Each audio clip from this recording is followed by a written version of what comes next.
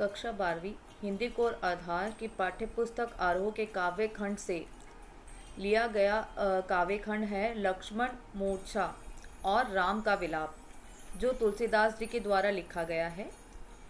इस वीडियो में इस काव्य खंड का सार और वाचन सहित व्याख्यान करेंगे। लक्ष्मण मूर्छा और राम का विलाप अर्थात लक्ष्मण मूर्छा, लक्ष्मण जो है वो मूर्छित होके गिर गए हैं, ठीक है, वो बेहोश है। हुआ क्या था, जब यहाँ पे मेघनाद का जो तीर है वो लक्ष्मण को लग गया था, जिसके कारण वो बेहोश हो गए थे। अब जब लक्ष्मण बेहोश हो गए तो जो हनुमान जी हैं वो संजीवनी बूटी लेने के लिए गए हुए थे, ठीक है। अगर आपको ध्यान हो कि संजीवनी बूटी जो हनुमान जी लेने गए थे उनको बूटी नहीं मिली तो वो पूरा पर्वत उठा के ले आए थे। तो ये उसी का समय है जब हनुमान जी तो गए हुए हैं संजीवनी बूटी लेने के लिए और यहाँ पे लक्ष्मण जी मूर्छित पड़े हैं, ठीक है। तो उस और राम का विलाप अर्थात राम का विलाप, राम दुखी हैं, वो बेचैन हैं क्योंकि वो अपने भाई को इस स्थिति में देख नहीं पा रहे हैं। जैसा यहाँ पे पुस्तक में चित्र जो दिखाया गया है कि लक्ष्मण जी जो हैं वो मूर्छित पड़े हैं, उन्हें मेघनाद का तीर लग गया था, जिसके कारण अब देखो जो है राम जो है वो बहुत ज़्यादा दुखी हैं, ठीक है, वो विलाप में हैं, वो दुखी हैं। क्यों? क्योंकि उनका जो प्रिय भाई यहाँ पे ये कौन है, लक्ष्मण, वो मूर्छित पड़े हैं क्योंकि उन्हें तीर लग गया, ठीक है। अब यहाँ पे ये जो दो बैठे हैं ये हनुमान जी नहीं हैं, ये उनकी जो वानर सेना थी उनमें से ये दोनों वानर ही हैं। हनुमान जी यहाँ पे इस स्थान पे मौजूद नहीं है क्योंकि वो कहाँ गए हुए हैं, वो संजीवनी बूटी लेने गए हुए हैं, ठीक है। तो आगे हनुमान जी के विषय में बताया जाएगा, परंतु पहले यहाँ पे ये दृश्य देखिए कि यहाँ पर जो है श्री राम जो है वो लक्ष्मण को उठाने का प्रयास कर रहे हैं कि किसी तरीके से जो है ना वो लक्ष्मण को, कि लक्ष्मण जो है वो उठ जाए, उठे क्यों? क्योंकि श्री राम दुखी हैं और लक्ष्मण क्या है, लक्ष्मण कभी भी श्री राम को जो है दुखी नहीं देख सकते थे। इस कारण से वो ये मतलब एक होता है ना कि भाई को कुछ हो गया है तो वो बहुत ज़्यादा दुखी है कि भाई मेरे साथ ये क्या हो गया, मतलब मेरे कारण जो है मेरे लक्ष्मण का ये हाल हो गया है, तो वो अपना दुख व्यक्त करें। और यहाँ पे ये जिस स्थिति में है, वैसे तो ये कौन है, ये श्री राम है, अर्थात ये ईश्वर हैं, हम इनको भगवान मानते हैं, ठीक है। परंतु अभी यहाँ पे ये किस भूमिका में है, ये एक बड़े भाई की भूमिका में है। तो यहाँ पे अभी ये क्या है, यहाँ पे बताया गया है कि श्री राम जो ईश्वर हैं वो अभी किस भूमिका में आ चुके हैं, अभी वे बिल्कुल ही आम मनुष्य बन चुके हैं, वो बिल्कुल मानुष बन चुके हैं। क्यों? क्योंकि वो इस समय अपने भाई के लिए तड़प रहे हैं। मतलब ईश्वर को कभी आप रोते बिलखते नहीं देखोगे, परंतु यहाँ श्री राम अभी राम के रूप में नहीं है, वो केवल अपने भाई के रूप में बैठे हैं यहाँ पे और अपने भाई को रोता जो बेहोश हुआ वो जब देख रहे हैं तो उनकी हालत जो है वो अत्यधिक खराब हो चुकी है, वो उसको देख के बहुत ज़्यादा दुखी होते हैं। तो यही सब जो है इन पदों में बताया। लक्ष्मण मूर्छा और राम का विलाप अर्थात ये जो अंश उठाया गया है ये कहाँ से लिया गया है, वैसे तो ये सारे के सारे छंद बनते हैं, ठीक है। ये कवितावली जो तुलसीदास के द्वारा लिखी गई थी उस कवितावली से जो है ये अंश उठा के आपके सिलेबस में लगाया गया है। अब पहला दोहा यहाँ पर आता है, ठीक है। अब इस दोहे में क्या बता रखा है, स्थिति आपको पहले ही बता दी गई है कि लक्ष्मण जो है वो बेहोश हुए हुए हैं और श्री राम जो है इस कारण से दुखी हैं, ठीक है। अभी जो इस पहले दोहे की स्थिति है वो क्या है, ये किस पर है, ये हनुमान पर है, ठीक है, हनुमान और भरत पर। अब यहाँ पर इस दोहे में क्या बताया गया है कि पहले आपको बताया था कि हनुमान जी वो कहाँ गए हैं, वो संजीवनी बूटी लेने के लिए गए हैं। तो संजीवनी बूटी लेकर जब हनुमान लौट रहे थे तो रास्ते में उन्हें क्या पड़ता है, अयोध्या। अयोध्या में उनकी मुलाकात किससे हो जाती है, भरत से हो जाती है, ठीक है। अब भरत से हो जाती है, जब उनकी मुलाकात भरत से होती है तब भरत से मिलने के बाद वो वापस लौट रहे होते हैं, ठीक है। मतलब वापस कहाँ आएंगे, जहाँ पे वो ये जो चित्र दिखाया गया ना आपको कि ये वापस लौटते हैं, यहाँ पर आते हैं जहाँ पे लक्ष्मण जो है बेहोश हुए पड़े हैं, ठीक है। तो यहाँ पर वो जो है हनुमान को वापस लौटना है, तो वो भरत से मिलते हैं और वापस यहाँ पर आते हैं। तो आने से पहले का जो दृश्य है वो यहाँ पे दिखाया गया है इस दोहे के अंदर कि हनुमान जी आते वक्त क्या करते हैं, वो भरत से बातचीत करते हैं, ठीक है। अब इनसे जो बात होती है, भरत से जो बात होती है, उस बात के बाद वो जो है भरत को प्रणाम करते हैं, उनके चरण कमल छूते हैं और फिर उसके बाद वहाँ से निकल पड़ते हैं, कहाँ, वापस अपने मार्ग की ओर, ठीक है।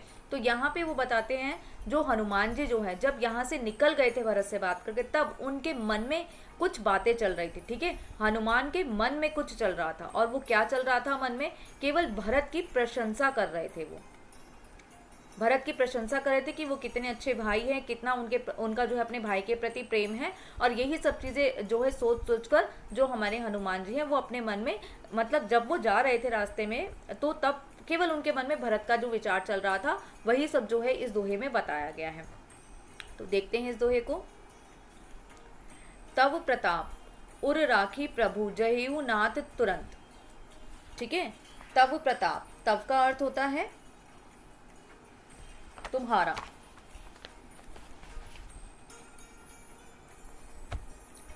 यहाँ पे तुम्हारा केवल भरत के लिए प्रयोग में किया गया है, ठीक है। यहाँ है तुम्हारा। प्रताप, प्रताप का अर्थ होता है उनकी वीरता। तो ये अभी हनुमान जी किसकी वीरता की बात कर रहे थे, भरत की वीरता की। और का अर्थ होता है हृदय, हृदय में क्या रख रखा है, ठीक है। प्रभु जहेऊ नाथ तुरंत, प्रभु, प्रभु मतलब ईश्वर, यहाँ पे ईश्वर अभी कौन है, केवल भरत है। जहेऊ अर्थात चला जाऊंगा या चला जाना। नाथ भरत, तुरंत, तुरंत का मतलब तभी जल्दी, ठीक है।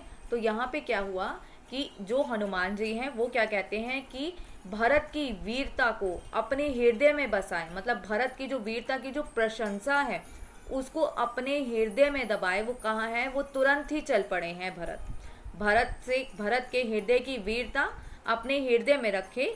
जो प्रभु जो हमारे नाथ हैं, प्रभुनाथ यहाँ पे भरत ही हैं, उनके भाव को मन में लेकर हनुमान जी निकल पड़े हैं, ठीक है। तुरंत ही वहां से निकल पड़े।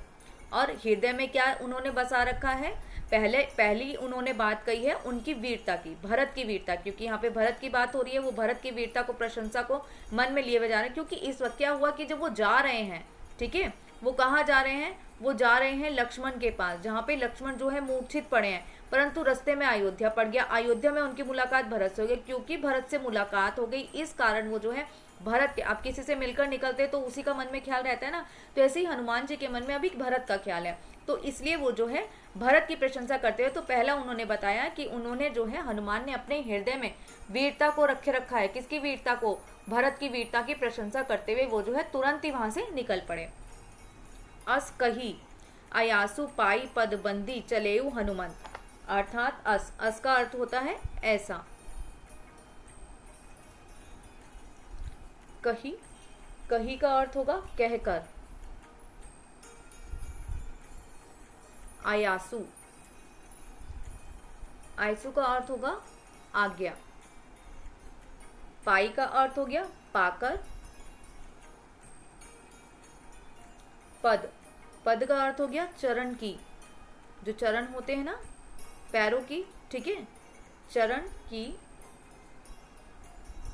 बंदी का अर्थ होता है पूछ कर, ठीक है, पूजा करके या फिर छू कर। हाँ, पूजा तो वो करेंगे नहीं वहां पे, तो वो उनके चरणों को छू कर, ठीक है, चले हनुमंत, हनुमंत हो गए हनुमान। तो अब ऐसा कहकर आज्ञा पाकर चरण छूकर चले हनुमंत, ठीक है, अर्थात हृदय में उनकी प्रशंसा थी, वीरता थी, और वे वहां से चले गए थे। तो यहाँ पे ये बताया गया कि ऐसा कहकर और भरत की आज्ञा लेकर, कि भरत से आज्ञा ली कि अच्छा मैं चलता हूँ, ऐसा कहकर और उनके पाँव को छूकर, ठीक है, किसके पाँव को छूकर, भरत के पाँव को छूकर हनुमान जी चले हैं। तो वही वहां से निकल गए। अब आगे की पंक्ति है, भरत बाहु बलशील गुण प्रभु पद प्रीति अपार। भरत की ही बात हो रही है, तो भरत यहाँ पे भरत ही है, ठीक है। बाहु का अर्थ होता है बाजुओं, हाथों में, ठीक है। वीरता कैसे कोई दिखा सकता है, हाथों में वीरता होती है ना, तो बाजुओं के बल पे, बल मतलब शक्ति, तो उनकी बाजुओं में शक्ति है। सील गुण, अर्थात सील का अर्थ होगा यहाँ पे स्वभाव, गुण का अर्थ होता है गुण, उनमें क्या क्या क्वालिटीज थी, वो कितने अच्छे थे, ठीक है। प्रभु यहाँ पे भरत है, पद चरण, प्रीति अपार, प्रीति का अर्थ होता है प्रेम, और अपार का अर्थ होता है अत्यधिक या ज्यादा।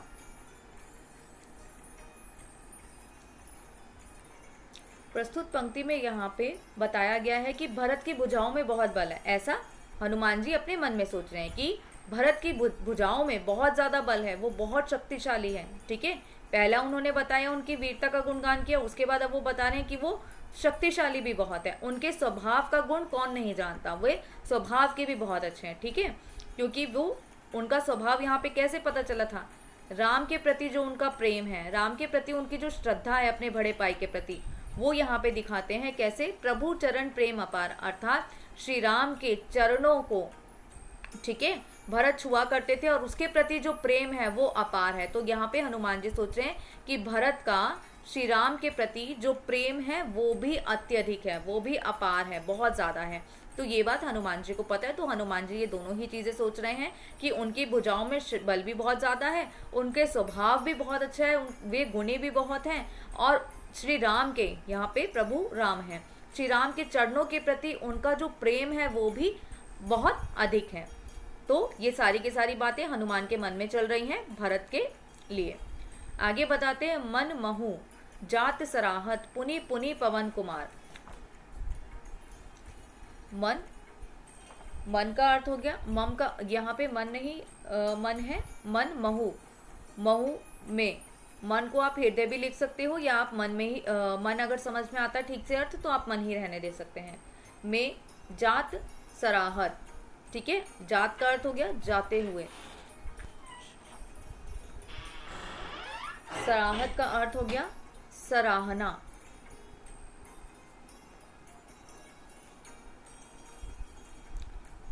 पुनि पुनि का अर्थ हो गया बार बार, पवन कुमार, अर्थात पवन कुमार किसे कहा जाता था, हनुमान जी को, तो यहाँ पे हनुमान आएगा। ठीक है, पवन कुमार का अर्थ हनुमान।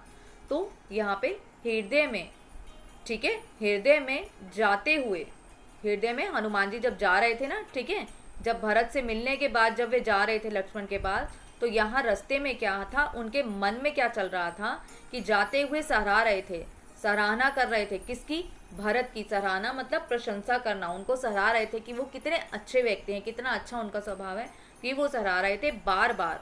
बार बार हनुमान जी के मन में भरत के यही ख्याल आ रहे थे और वे उन्हें सराह रहे थे, उनकी प्रशंसा कर रहे थे अपने मन में बार बार हनुमान जी। तो इतना ही इस दोहे का अर्थ है कि हनुमान जी रास्ते में रुके, भरत से मिले, भरत से मिलने के बाद जब वे वापस लौट रहे थे तो उनके मन में क्या बातें चल रही थी, तो यही चल रही थी कि भाई जो भरत हैं वो कितने शक्तिशाली, कितने वीर हैं, कितने शक्तिशाली हैं, उनकी भुजाओं में कितना अच्छा जो है बल है, उनका स्वभाव बहुत अच्छा है, वो बहुत गुणी है, श्री राम से कितना प्रेम करते हैं, और यही सराहना उनके मन में बार बार चलती आ रही थी।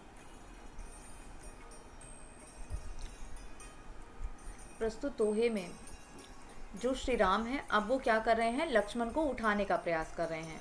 ठीक है, राम लक्ष्मण को उठाने का प्रयास करते हैं।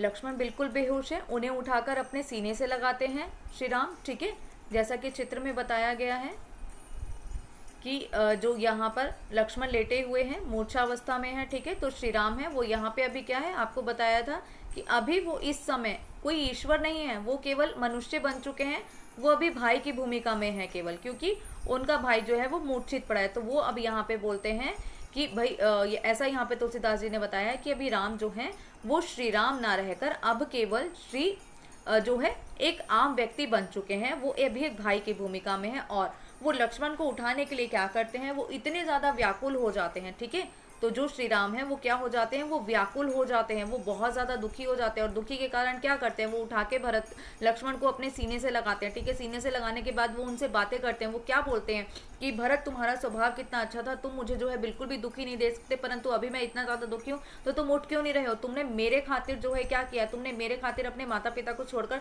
तुम मेरे साथ आ गए, तो तुम्हारे अंदर इतना मतलब मेरे प्रति इतना प्रेम था, तुम मुझे कभी भी दुखी नहीं देख सकते, तो परंतु अब क्या हो गया, अब तुम क्यों नहीं उठ रहे हो, अभी भी तो मैं दुखी हूँ ना। तो अब तुमको मेरे दुख से कोई फर्क नहीं पड़ रहा, तुम अब क्यों नहीं उठ रहे हो। तो ऐसा कहकर जो है श्री राम उनको उठाने का प्रयास कर रहे हैं।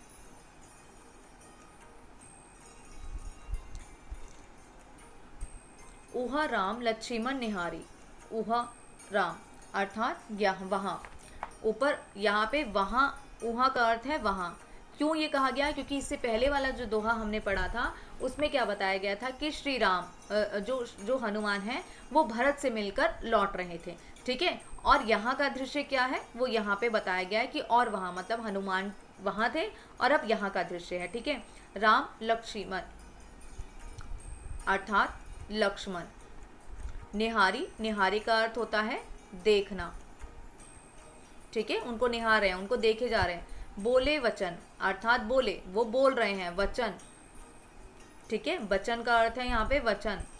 मनुष्य, मनुज, मनुज का अर्थ होता है मनुष्य, बताया, मनुष्य के अनुसारी, के अनुसार अर्थात मनुष्य बताया गया था ना कि अभी श्री राम की भूमिका में ना रहकर एक मनुष्य की भूमिका में है।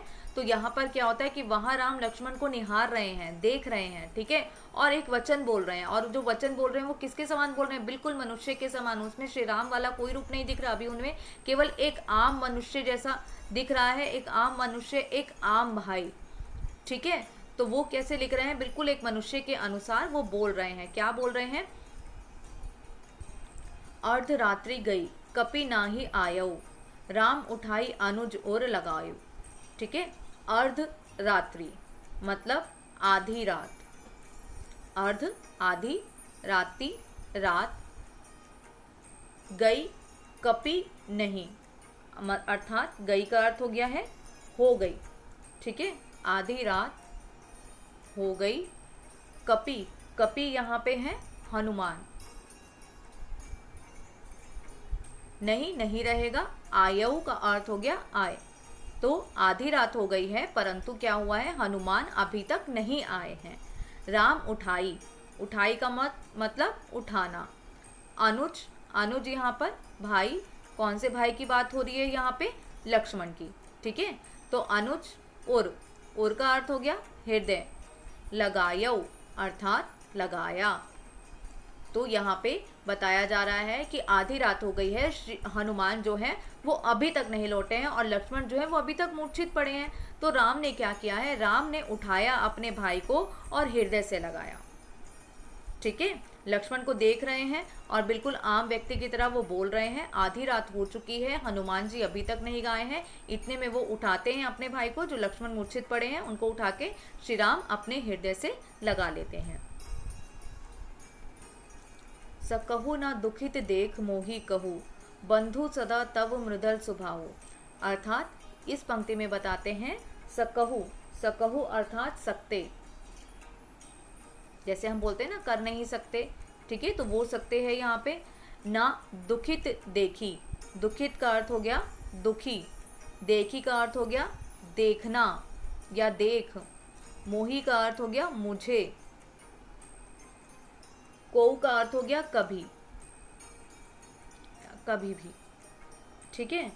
तो कभी भी मुझे दुखी नहीं देख सकते थे। कौन, यहाँ पे राम बोल रहे हैं लक्ष्मण से कि तुम मुझे कभी भी दुखी नहीं देख सकते थे, परंतु अब क्या हो गया, ठीक है। बंधु सदा तव मृदुल स्वभाव, बंधु, बंधु का अर्थ होता है भाई, सदा का अर्थ हो गया सदैव, हमेशा, तव तुम्हारा,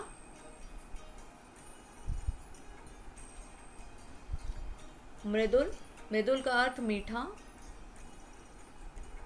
सुबाहु का अर्थ हो गया स्वभाव।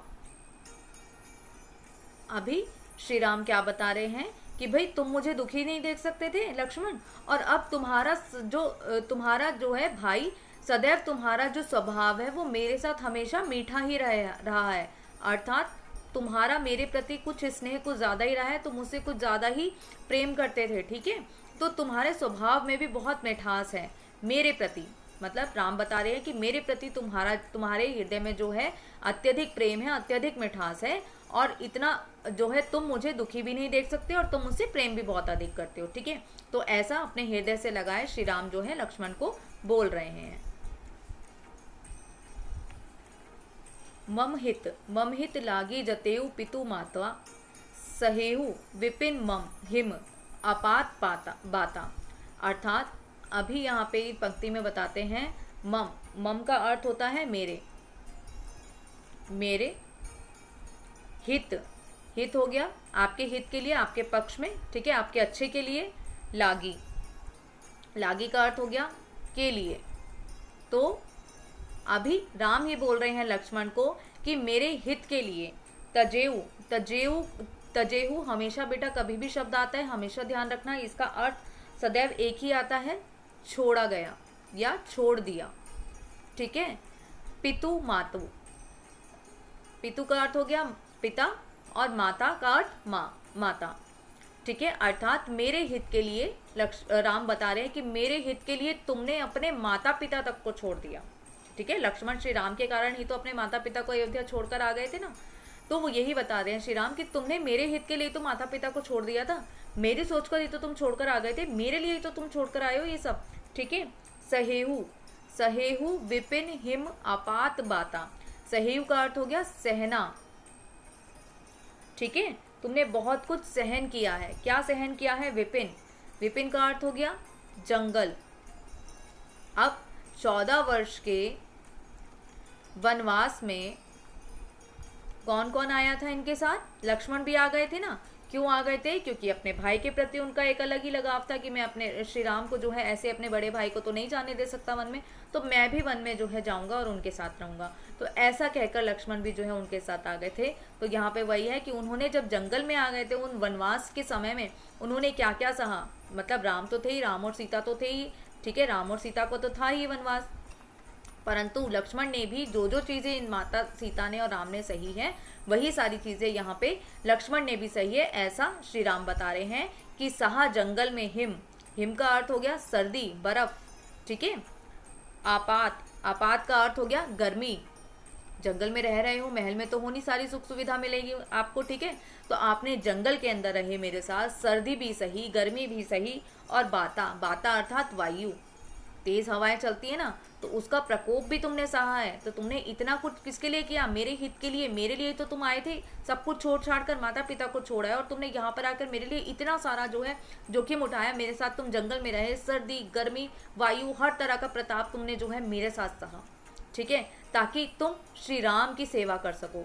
श्री राम की सेवा के लिए तो आए थे, तो श्री राम की सेवा में उनकी चाकरी में सदैव जो है लक्ष्मण लगे रहे और सदैव उनके साथ जो है यही तरह के कार्य में करते रहे। ना दिन देखा ना रात देखा, सर्दी गर्मी इसका कोई प्रभाव उन पर नहीं पड़ा। तो यही सब चीज़ें याद कर करके श्री राम जो है वो दुखी होते हैं। और उसी कारण क्या है कि मेरे लिए तुम यहाँ आए थे और मेरे ही कारण तुम जो है यहाँ पर अब मूर्छित पड़े हो, तुम्हारा जो है कोई निवारण नहीं हो पा रहा, तुम होश में नहीं आ पा रहे हो। तो ये सब चीज़ें कि मतलब मेरी वजह से हुआ ना मेरे भाई के साथ ऐसा, तो ये चीज़ उनको जो है उनका दुख जो है और दारुण कर रही है और भयंकर उनको जो है दुख की प्रतीति हो रही है श्री राम को इस समय।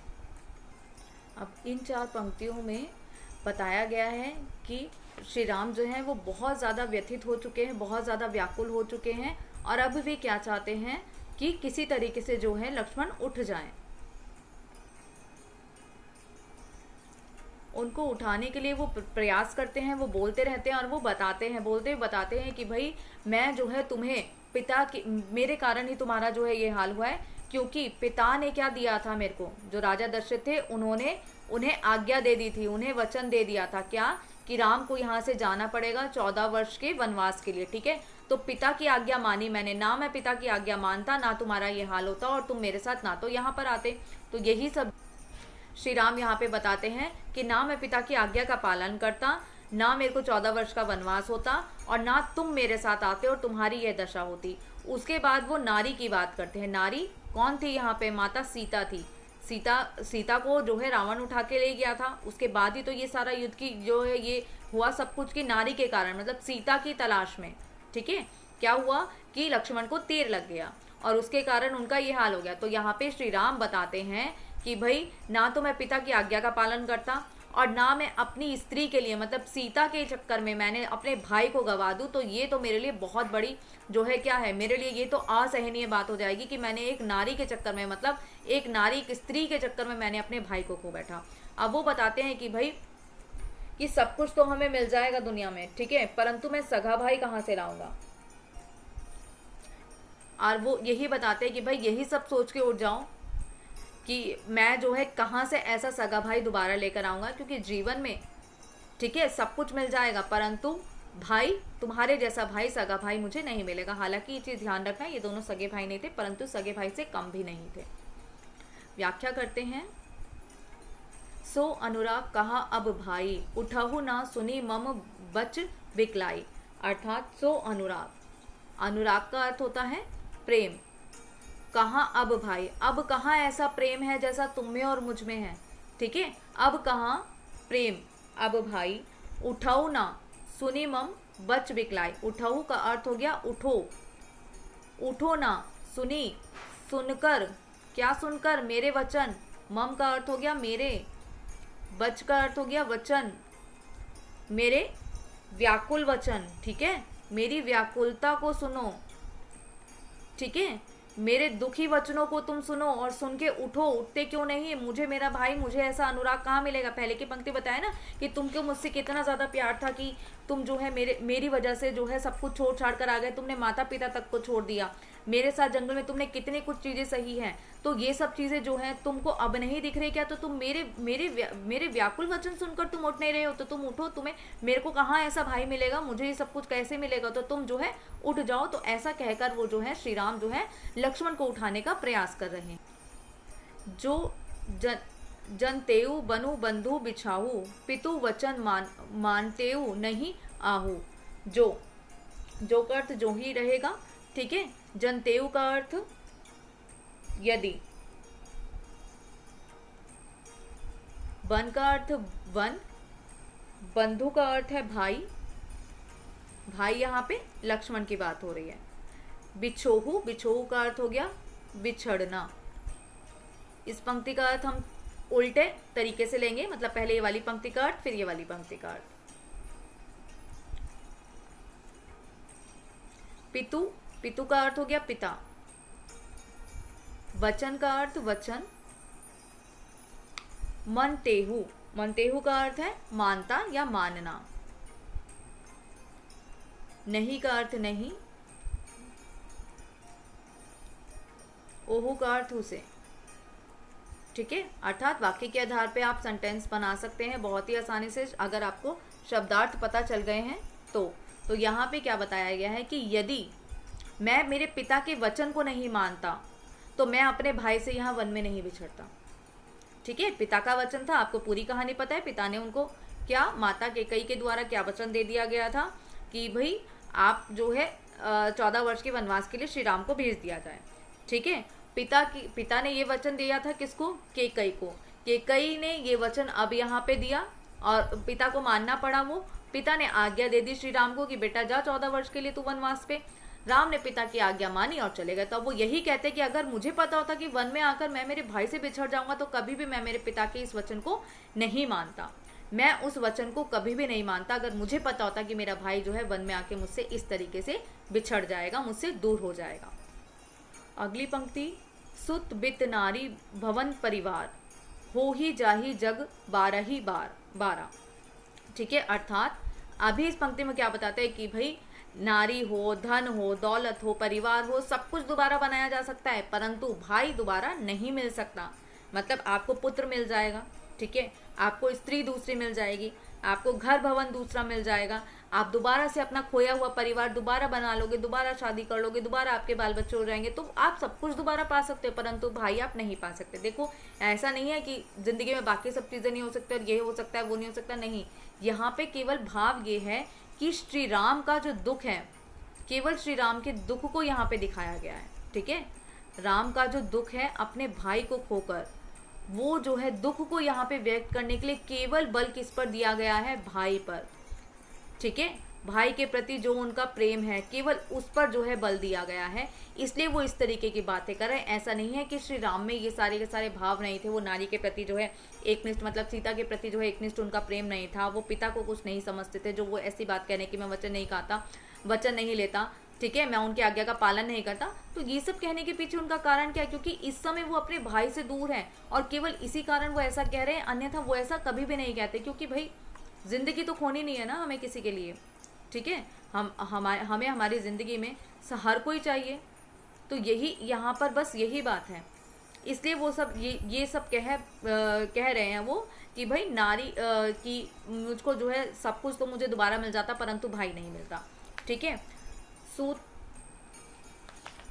सूत का अर्थ होता है बेटा, ठीक है। यहाँ पे पुत्र की बात कर रहे हैं, श्री राम अपने पुत्र की बात, अभी पुत्र हुए नहीं है परंतु वो एक बात बता रहे हैं कि बेटा। बीत का अर्थ होता है धन दौलत, नारी का अर्थ नारी स्त्री, ठीक है। भवन घर, परिवार परिवार ही, हो ही का अर्थ हो ही, ठीक है, हो ही जाता है। जाही का अर्थ हो गया जाता है या जाती है। जग अर्थात संसार। बारही का अर्थ बारह पूरा अर्थ ले लेते हैं बार, अर्थात अगर ये सब चीजें हमसे खो जाएं, बेटा दूर हो जाए, धन स्त्री घर परिवार ये सब अगर बिछुड़ जाता है तो हमें ये सब दोबारा संसार में 12 बार ही मिल जाता है, ठीक है। अर्थात ये सब चीज़ें हमें बार बार ही मिल जाती हैं, हम बना सकते हैं बिगाड़ सकते हैं परंतु भाई जो है वो दोबारा हमें नहीं मिल सकता। तो प्रस्तुत पंक्ति में उन्होंने किसी भी चीज़ को जो है मतलब पूरे के पूरे आप दोहे में ध्यान रखो, किसी चीज़ को महत्व नहीं दिया, केवल अपने भाई को महत्व दिया है। इसके पीछे उन्होंने सब कुछ नगण्य बता दिया, सारी चीज़ें शून्य बता दी एक भाई के पीछे। अस बिचारी जिए जागहु ताता, मिलई न जगत सहोदर भ्राता। अस का अर्थ होता है ऐसा। बिचारी का अर्थ हो गया विचार, मतलब सोच कर, ठीक है, या विचार कर। जिए अर्थात जाग जाओ या जागो, ठीक है। जागहु जाग, ताता का अर्थ हो गया भाई। तो ऐसा ही विचार करके तुम जो है जाग जाओ भाई, ठीक है। ऐसा विचार करो कि भाई मेरे पास सब कुछ तो दोबारा मैं बना सकता हूँ परंतु मेरे को जो है भाई दोबारा नहीं मिलेगा, तो ऐसा विचार करके जागो भाई। मिलई ना जगत सहोदर, मिलई का अर्थ हो गया मिलना या नहीं मिल सकता। जगत अर्थात संसार में सब कुछ मिल जाएगा परंतु सहोदर भ्राता, सहोदर का अर्थ होता है सगा भाई, ठीक है, सगा भाई, भ्राता भाई।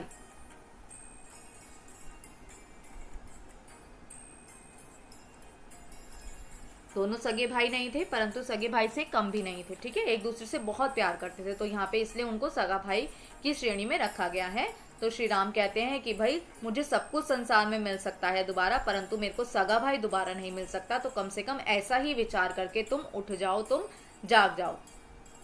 इतना जो है यहाँ पर बताया गया है कि श्री राम जो है अत्यधिक दुखी हैं और वे किसी भी चीज़ को जो है ऊपर नहीं मानते सिवाय अपने भाई के, ठीक है। कि ना तो मैं पिता की आज्ञा लेता, ना मैं 14 वर्ष के वनवास पे आता, ना मुझे मेरे भाई से जो है अगर मुझे पता होता कि मैं मेरे भाई से जो है इस जंगल में आके जो है वन में आने के बाद मैं मेरे भाई से बिछुड़ जाऊंगा तो मैं पिता की आज्ञा भी नहीं मानता, ठीक है। और मुझे पता होता कि भाई सीता है तो नारी की वजह से जो है मैंने तुम्हें खो दिया, तो ये बात भी उनके लिए जो है बहुत ज़्यादा दुखदायी है कि मैंने एक स्त्री के कारण जो है अपने भाई को खो दिया। तो संसार में मैं सब कुछ पा सकता हूँ दोबारा परंतु मैं अपना सगा भाई नहीं पा सकता, तो कम से कम यही सब सोच के जो है किसी तरीके से लक्ष्मण तुम उठ जाओ। तो लक्ष्मण को उठाने का प्रयास जो है वो यहाँ पर कर रहे हैं। उपर्युक्त पूरे के पूरे दोहे में यही बताया गया है कि लक्ष्मण उठ जाओ। तरह तरह के जो है वचन कहकर मतलब श्री राम जो है बोल बोलकर जो है उन्हें उठाने का प्रयास कर रहे हैं। प्रस्तुत पंक्तियों में तुलसीदास जी बताते हैं कि श्री राम जो है वो किस तरीके से अपने भाई को बता रहे हैं कि उनके बिना मेरा क्या हाल होगा। यहाँ पे वो कुछ उदाहरण देते हैं, ठीक है। उदाहरण में वो कि अगर किसी पक्षी के, ठीक है, किसी पक्षी के पंख अगर ना हो तो वो उड़ नहीं पाएगा, तो वो जीवित नहीं रह पाएगा, है ना। और अगर कोई नाग है, ठीक है, कोई सांप है, अगर उसके पास उसकी मणि नहीं होगी, ठीक है, तो वो क्या होगा कि अगर किसी पक्षी के पास पंख नहीं होंगे तो वो कैसा हो जाएगा, सांप के पास नागमणि नहीं होगी तो वो किस तरीके का सांप कहलाएगा, ठीक है। और हाथी की सूंड नहीं होगी तो वो भी कैसे करेगा कुछ, मतलब जीवन में कुछ भी नहीं रह जाएगा अगर ये सारी की सारी चीजें नहीं होंगी तो। पक्षी के लिए पंख जैसे आवश्यक है, नाग के लिए जैसे नागमणि आवश्यक है, हाथी के लिए जैसे सूंड आवश्यक है, वैसे ही श्री राम के लिए कौन आवश्यक है, लक्ष्मण। तो वो यही बताते हैं कि अगर इन सब के पास, अगर इनकी अपनी ये सूंड ना हो, नागमणि ना हो, पंख ना हो, तो वो कैसे हो जाएंगे, वो बिल्कुल गरीब हो जाएंगे, उनके पास कुछ भी नहीं बचेगा जीवन में। तो बिल्कुल ऐसे ही राम के बिना लक्ष्मण भी हो जाएंगे। अगर लक्ष्मण यहाँ पर अभी जीवित नहीं होते, उठते नहीं हैं, तो श्री राम भी इन्हीं के समान हो जाएंगे। फिर वो बताते हैं कि भाई सबसे बड़ा दुख तो यही है कि मैं मेरे भाई को खो दूंगा। किसके कारण, एक नारी के कारण, ठीक है। और इसके कारण क्या होगा, पूरे संसार में मेरा अपजस हो जाएगा, ठीक है। अपजस होगा, मेरा अपमान होगा कि भाई एक नारी के कारण इस आदमी ने क्या किया, अपने भाई को ही खो बैठा। मतलब नारी को ढूंढने गया था, अपनी पत्नी को ढूंढने गया था और अपने भाई को खो बैठा।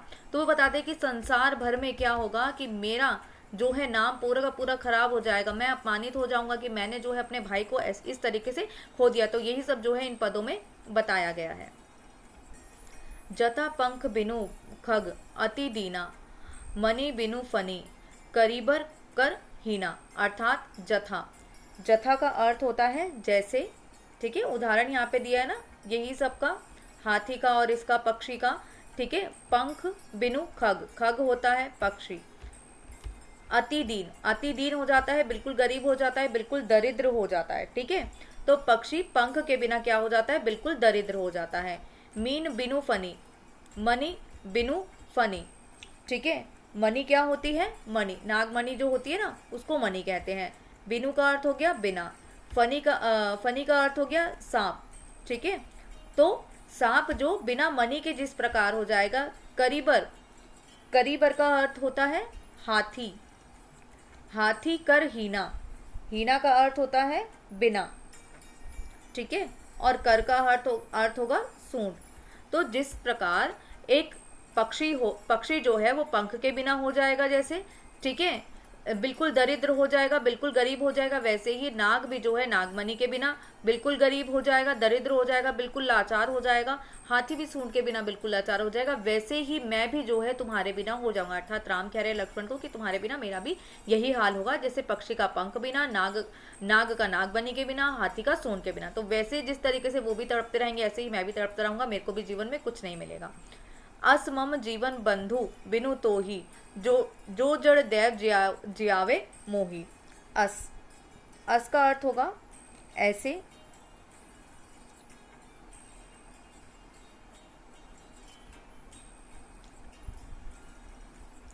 मम का अर्थ होगा मेरे, जीवन, बंधु, बंधु यहां पर है भाई, बिनु, बिनु का अर्थ हो गया बिना, तो ही, ठीक है। तो ऐसे ही मेरा जीवन भी भाई के बिना हो जाएगा। जो जड़ दैव जियावे मोही, जो जड़, जड़ यहाँ पे बिल्कुल जड़ हो जाना, या हम यहाँ पे मान लेते हैं बिल्कुल शून्य, जो किसी काम का नहीं है, ठीक है। जड़ दैव, दैव का अर्थ हो गया भाग्य। जियावे, जियावे का अर्थ हो गया जीवित रहना, ठीक है। मोही का अर्थ हो गया मुझे। तो श्री राम यहाँ पे क्या बता रहे हैं कि मेरे को भी ऐसे ही बिल्कुल जड़ जीवन जीना पड़ेगा। कैसा, यहाँ पे दीन बताया गया ना कि बिल्कुल ही गरीब, जैसे पक्षी पंख के बिना, पक्षी कैसा, पंख है तभी तो वो पक्षी है ना, तभी तो वो उड़ पाएगा। नागमणि के बिना जो है सांप भी ऐसा हो जाएगा, हाथी सूंड के बिना हो जाएगा, बिल्कुल शून्य, बिल्कुल जड़। तो यहाँ पे जो राम है वो यही बताते हैं कि भाई मेरा भाग्य भी कैसा हो जाएगा, बिल्कुल शून्य, जड़ हो जाएगा तुम्हारे बिना, ठीक है। तो तुम्हारा मेरे जीवन में होना अति आवश्यक है। मुझे अगर जीवित रहना है, ठीक है, और ढंग से अगर मेरे को जीना है, तो फिर क्या है, मेरे लिए लक्ष्मण जो है वो अति आवश्यक है। और उनके जीवन को, उनके भाग्य को चमका के कौन रख सकता है, केवल लक्ष्मण रख सकता है। ऐसा श्री राम जो है विनती कर रहे हैं लक्ष्मण से कि किसी तरीके से वो जो है उठ जाए। इस तरीके के वचन जो है वो बोल रहे हैं। जहियु अवध कवन मुहु लाई, नारी हेतु प्रिय भाई गवाई। अर्थात अब वो बताते हैं श्री सीता के विषय में, ठीक है। जयेऊ का अर्थ हो गया जाऊंगा, ठीक है। अर्थात कहाँ जाएंगे अभी वो, सीता को पाने के बाद, या कभी घर 14 वर्ष का वनवास है ना, घर तो जाएंगे ना, तो अवध वो जाएंगे। अवध अर्थात घर, अपने भवन, ठीक है, अयोध्या। तो अवध कवन, कवन का अर्थ क्या, क्या मुँह, मुँह का अर्थ हो गया मुँह। लाई अर्थात लेकर, तो मैं क्या मुँह लेकर घर जाऊंगा, कि नारी, नारी अर्थात सीता, हेतु के लिए, एक नारी के लिए मैंने अपने प्रिय भाई को गवाई अर्थात गवा दिया।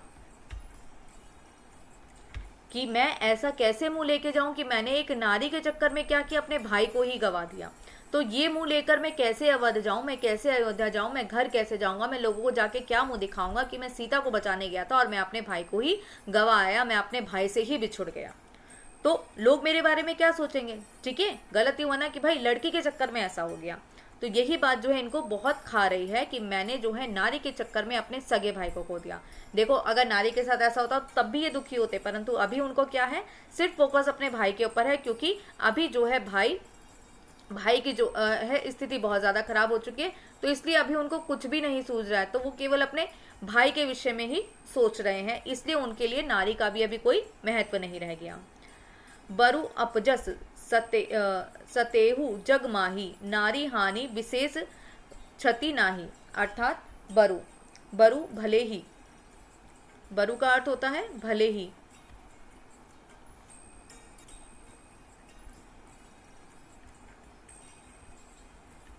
भले ही क्या हो, अपजस, अपजस, अपजस क्या होता है कि एक तरीके की बेइज्जती होना, ठीक है, अपमान होना, मेरा नाम खराब होना। तो यही सब यहाँ पर आएगा, अपजस होगा मेरा, ठीक है।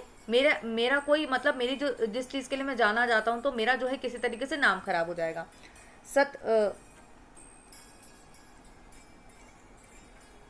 सतेव, सतेव का अर्थ हो गया सहना, सहन करना, ठीक है। जग अर्थात संसार, माही म अर्थात में, तो संसार में मेरा अपजस हो जाएगा, ठीक है। मेरे को सब जो है वो बुरा व्यक्ति समझेंगे। क्यों, क्योंकि नारी हानि अर्थात नारी को खो देना, नारी हानि, नारी की हानि या नारी को खो देना कोई विशेष, विशेष मतलब कोई बड़ी बात नहीं है नारी को खो देना, ठीक है। क्षति नहीं, क्षति का अर्थ होता है हानि, नाही का अर्थ नहीं। तो यहाँ पे इस पंक्ति में बताया गया है कि भाई अगर आप अपने भाई को खो दोगे, भाई का खोना, ठीक है, भाई को खोना बहुत बड़ी बात है, ठीक है। और स्त्री, नारी का खोना कोई बड़ी बात नहीं है। तो भाई का खोना नहीं होना चाहिए, नारी भले ही खो जाए, ठीक है। भाई का खोने का मतलब हानि है, परंतु अगर नारी खो जाए तो ये कोई बहुत बड़ी हानि नहीं है। तो ये जो है अंतिम पंक्ति में वो बताते हैं कि भाई बरु अपजस सतेहु जग माही, अर्थात जग में जो है मेरा क्या हो जाएगा, अपजस हो जाएगा। क्यों, क्योंकि नारी की हानि जो है वो इतनी बड़ी हानि नहीं होती जितनी बड़ी भाई को खोना हानि होती है। प्रस्तुत दोहे में यहाँ पे इन पंक्तियों में बताया गया है कि कैसे जो है श्री राम जो है वो क्या चाहते हैं कि कह रहे हैं कि भाई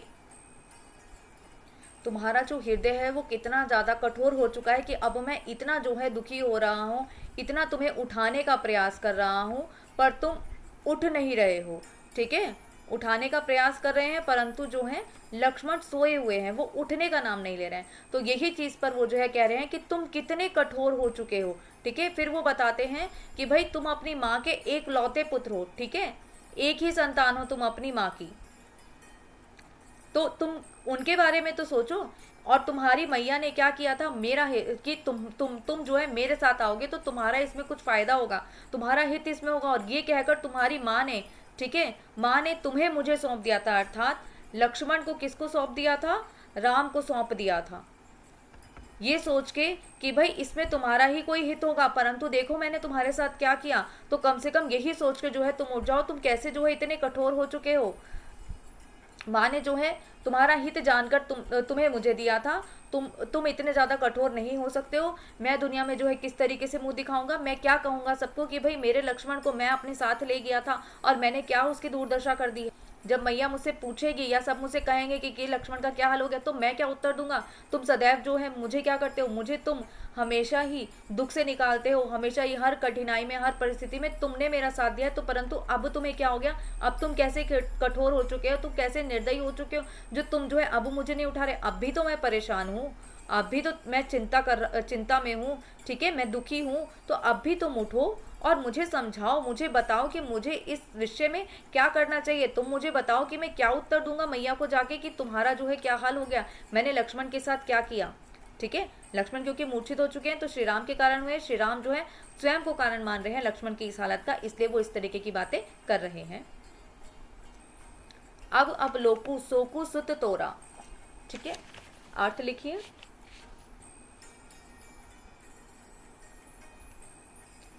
अब लोकु का अर्थ भी यही होगा, किसी तरीके से अपमानित होना, ठीक है, कि अपजस हो जाएगा मेरा भी वहां पे। सोकु का अर्थ होता है दुखी। सुत का अर्थ है पुत्र, यहाँ पे पुत्र लक्ष्मण है, ठीक है, श्री राम के पुत्र लक्ष्मण, छोटा भाई पुत्र समान। तो यहाँ पर वो बताते हैं कि भाई मैं अभी क्या है, मेरा अपजस होगा पुत्र, मैं दुखी हूँ, तो तुम जो है उठो किसी तरीके से, ठीक है। सही का अर्थ हम सहने के लिए ले सकते हैं। निठुर का अर्थ होगा निर्दयी, कि तुम कितने निर्दयी हो चुके हो, तुम कितने कठोर हो चुके हो। और हृदय, तुम्हारा जो है हृदय कितना ज्यादा कठोर हो चुका है कि इतनी जो मैं बिलक रहा हूँ, मैं दुखी हो रहा हूँ, मैं परेशान हो रहा हूँ और तुम जो है उठ ही नहीं रहे हो। तो इस तरीके के जो है बात वो बोल रहे हैं कि हे पुत्र तुम उठते क्यों नहीं हो, सारे संसार में क्या होगा, मेरा अपजस हो जाएगा। अब मुझे ये बिल्कुल भी बर्दाश्त के बाहर हो चुके, अब मैं जो है ये नहीं सह पा रहा हूँ। और तुम कैसे इतने निर्दयी, इतने कठोर हो चुके, तुम्हारे हृदय में जो है इतनी कठोरता कहाँ से आ गई कि मैं इतना ज्यादा दुखी हो चुका हूँ, तुम मुझे कभी परेशान नहीं दे सकते, अभी मैं कितना ज्यादा दुखी, तो तुम उठ क्यों नहीं रहे हो। निज जननी के एक कुमार, निज जननी, निज मतलब तुम्हारी, ठीक है, तुम्हारी जननी माँ के एक कुमार, तुम एक ही कुमार हो, एक ही संतान हो, एक ही बेटे हो, ठीक है। तात तासु, तुम्हार प्राण आधार, अर्थात उनके वो जो है माता जो है वो क्या है, तुम्हारे प्राण, तुम ही उनके प्राण के आधार हो, ठीक है। प्राण अर्थात जान के आधार हो, तो तुम्हारी माँ के तुम एक लौती संतान हो और तुम ही तो उनके प्राण के आधार हो। तुम्हारे अंदर ही तो माता के जो है मतलब उनकी जो माँ है उनके प्राण किसमें बसते हैं, लक्ष्मण में बसते हैं। तो वो ये बता रहे हैं कि तुम ही उनके प्राण हो, और अगर तुम्हें कुछ हो जाएगा तो माँ के लिए जीवित रहना कितना मुश्किल हो जाएगा, कितना कठिन हो जाएगा। तुम एकलौती उनकी संतान हो, तुम एकलौते उनके बेटे हो, तो तुम्हें तो उठना ही पड़ेगा। तो मतलब सारी दुहाइयां वो दे रहे हैं यहाँ पे, किसी तरीके से जो है लक्ष्मण उठ जाए। अगली पंक्ति में वो बताते हैं, सोपेसी मोहे तुम ही गही पानी, सब विधि सुखद परम हित जानी। अर्थात अब वो बताते हैं कि तुम्हारी माँ ने जो है तुम्हें जो है मुझे सौंप दिया था। सोपी का अर्थ हो गया सौंपना। मोही मुझे, तुम ही अर्थात तुम्हें, गही पानी, गही का अर्थ पकड़कर, पानी का अर्थ होगा हाथ, अर्थात क्या किया था, तुम्हारी माँ ने जो है तुम्हें पकड़कर जो है मेरे को सौंप दिया था, तुम्हारा हाथ मेरे हाथ में दे दिया था। कैसे, सब विधि सुखद परम हित जानी, क्या सोच के, सब विधि अर्थात सभी प्रकार के, सुख परम सबसे ऊपर, हित, ठीक है, हित अर्थात तुम्हारा भला। तो माँ ने क्या सोचा था कि भाई तुम्हारा जो भला है वो केवल मेरे साथ ही है। तो ऐसा कुछ सच में तो नहीं हुआ था, परंतु यहाँ पे जो है श्री राम बता रहे हैं कि तुम्हारी माँ ने तुम्हारे को मेरे साथ भेज दिया ना, यही जानकर ना कि भाई तुम्हारा जो है तुम्हारा भला जो है वो मेरे साथ ही होगा, ये सोचकर मैया ने तुम्हारा हाथ मेरे हाथ में सौंप दिया था कि तुम्हारा भला मेरे साथ हो जाएगा, तुम्हारा भला ही है मेरे साथ, ठीक है, सभी प्रकार का सुख तुम्हें मेरे साथ प्राप्त हो जाएगा, ये सोचकर माता ने जो है तुम्हें मुझे सौंप दिया था। परंतु देखो मेरे साथ तुम्हारा जो है क्या हाल हो गया है।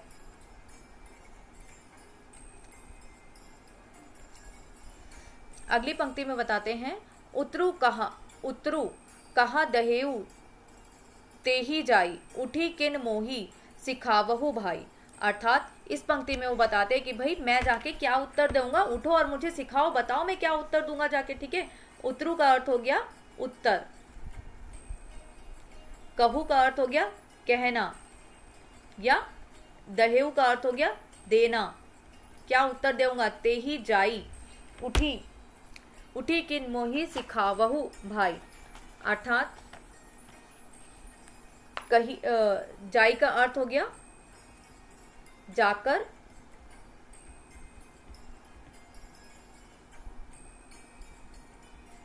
ते ही वहां, तो वहां जाकर जो है जब वे घर पहुंच जाएंगे तो वहां जाकर मैं क्या उत्तर दूंगा, मैं क्या कहूंगा, ठीक है, यही वो बताते हैं। कहा का अर्थ होता है क्या, ठीक है, उत्तर क्या दूंगा मैं वहां जाकर, अगर तुम्हारे को कुछ हो गया अर्थात लक्ष्मण को कुछ हो गया तो मैं घर जाकर जो है क्या उत्तर दूंगा सबको। उठी किन मोही सिखावहु भाई, उठी का अर्थ हो गया उठो, उठो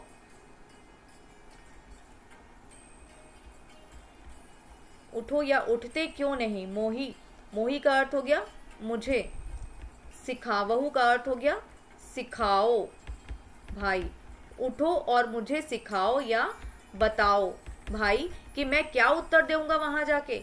तुम मुझे हर परेशानी से, हर मुसीबत से निकालते हो ना, तुम मुझे परेशान नहीं देख सकते। तो आज भी जो है मैं इस मुसीबत में आ पड़ा हूँ कि मैं जाके घर जाके क्या बताऊंगा, मैं अवध जाके क्या बताऊंगा, मैया को क्या बोलूंगा मैं। मैया ने तो तुम्हारा हाथ मेरे हाथ में सौंप दिया था ये जानकर कि तुम जो है सुखी रहोगे, तुम्हें सभी प्रकार के सुख मेरे साथ प्राप्त होंगे।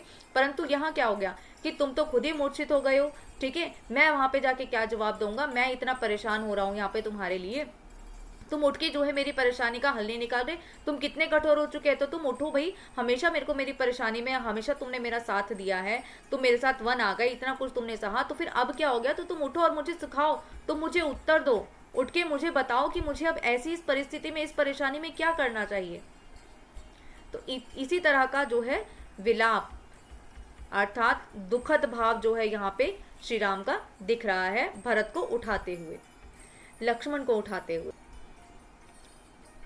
इन पंक्तियों में यहाँ पर कवि बताते हैं, तुलसीदास जी बता रहे, ठीक है। एक पंक्ति जो है पहली वाली वो किसके द्वारा बोली गई है, तुलसीदास जी द्वारा, ठीक है। कभी भी कुछ पढ़ते हो तो लास्ट में कहते हैं ना कि तुलसी ने कहा सूर ने कहा, तो अंतिम पंक्ति जो है यहाँ पे ये वाली सूरदास जी बताते हैं, और ये वाली जो पंक्ति है वो भगवान शिव किसको बता रहे हैं, पार्वती को, ठीक है। तो यहाँ पे ये ध्यान रखें। अब तुलसीदास जी क्या बताते हैं कि बहुविधि सोचत सोच विमोचन, स्रवट सलील सजीव दल लोचन। अर्थात कि जो है श्री राम की आंखों में जो है आंसू आ गए हैं सोच सोचकर, चिंता के कारण, ठीक है। श्री राम को किस चीज की चिंता है, लक्ष्मण की हालत में सुधार नहीं हो रहा है, इस कारण जो है क्या हो रहा है, वे चिंता में है, वे सोच में पड़े हैं, और इसके कारण उनकी आंखों से आंसू बह रहे हैं, ठीक है। किसकी आंखों से आंसू बह रहे हैं, श्री राम की आंखों से आंसू बह रहे हैं। तो ऐसा यहाँ पे बताया गया है। उसके बाद जो है बहुविधि सोचत सोच विमोचन, बहुविधि, बहु का अर्थ होता है बहुत, विधि अर्थात प्रकार, बहुत मतलब अनेकों प्रकार के, विधि प्रकार, सोचत सोच, सोचत दोनों का ही अर्थ होता है सोच या सूचना, अर्थात यहाँ पे किस तरीके का सोचना है, चिंता में, ठीक है। विमोचन, विमोचन का अर्थ है दूर करना,